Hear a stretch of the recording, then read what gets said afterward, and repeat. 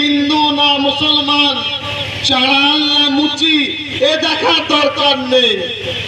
প্রতিবেশীকে ভালোবাসো। এসব আলেমরা বসে আছেন, বুখারী শরীফের হাদিস শরীফে আছে, ওয়াল্লাহি লা ইউমিন, ওয়াল্লাহি লা ইউমিন, ওয়াল্লাহি লা ইউমিন। তিনবার নবীজির কথা, ওহির কথা, তবুও তিনবার কসম খেলেন। কবার? মনে রাখবেন, ফেরেশতা জিবরাইল আমিন বলছেন প্রতিবেশীদের সাথে ভালো ব্যবহার করুন। কসম খেয়ে বলছেন জিবরাইল আল্লাহর হুকুম নিয়ে এসেছে।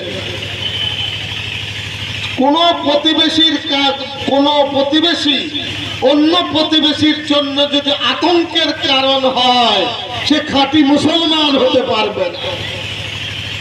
আপনার প্রতিবেশী কে আমি জানি না, বুঝতে পারলেন না? প্রতিবেশীর সাথে ভালো ব্যবহার করবেন, এটা ইসলামের শিক্ষা।